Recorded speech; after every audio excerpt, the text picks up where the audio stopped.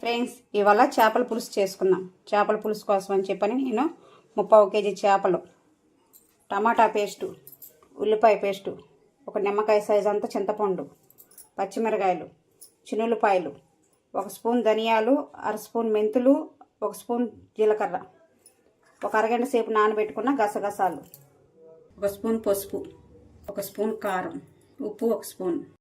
ఉప్పు కారం బాగా ముక్కలకి పట్టించుకుందాము. ఉప్పు కారం బాగా ముక్కలకి పట్టుకుంటే పులుసులో చప్పగా లేకుండా బాగుంటుంది. ఉప్పు కారం ముక్కలకు పట్టించిన తర్వాత ఒక 15 నిమిషాలు పక్కన పెట్టుకోవాలి. ధనియాలు మసాలా వేసుకున్నాం. ఏపే పని లేదు, పచ్చివే వేసుకోవచ్చు. నూనెలో బాగా ఫ్రై అవుతుంది కాబట్టి ఏపే పని లేకుండా పచ్చివే మిక్సీ పట్టుకోండి. చిన్నులపాయలు, అరగంట సేపు ముందు నానబెట్టుకున్న గసగసాలు వేసుకొని మెత్తగా మిక్సీ పట్టుకోవాలి. ఇలా మెత్తగా పేస్ట్ చేసుకోవాలి. చేపల పులుసుకి ఎడల్పు లాంటి గిన్నె పెట్టుకోవాలి. చేపల పులుసుకి ఆయిల్ కొంచెం ఎక్కువగానే పడుతుంది. నేను 4 స్పూన్ల ఆయిల్ వేసుకుంటున్నాను. ఉల్లిపాయ పేస్ట్,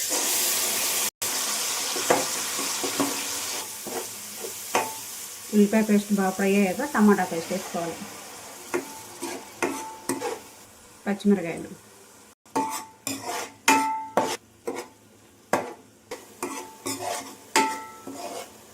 మిక్సీ పట్టుకున్న మసాలా వేసుకోవాలి. మసాలా మొత్తం బాగా నూనెలో వేగాలి.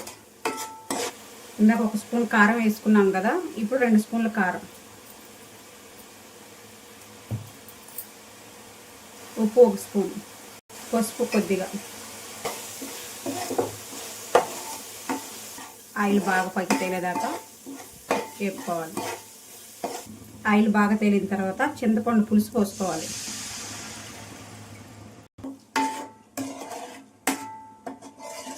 చింతపండు పులుసు అటు నీళ్ళగా కాకుండా చిక్కగా కాకుండా మీడియంగా పెట్టుకోవాలి. నేను ఇంకొక అరకప్పు వాటర్ పోసుకున్నాను. ఒక రెబ్బ కరివేపాకు. తెల్లిన తర్వాత ముక్కలు వేసుకోవాలి.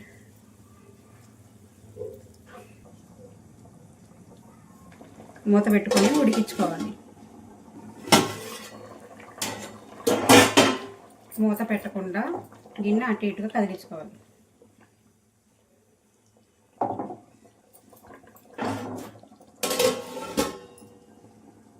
మంట సిమ్లో పెట్టుకొని ఉడికించుకోవాలి.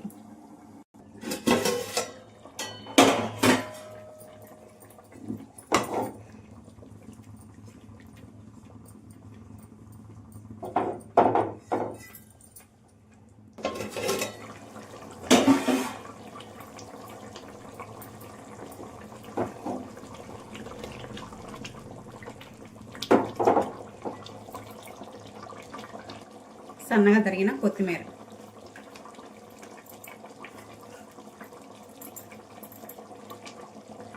ఒకసారి ఉప్పు సరిపోయిందో లేదో చూసుకోండి. నాకైతే సరిపోలేదు, కొంచెం కలుపుకుంటున్నాను. ఉప్పు వేసుకొని ఒకసారి అటు ఇటు తిప్పుకోవాలి.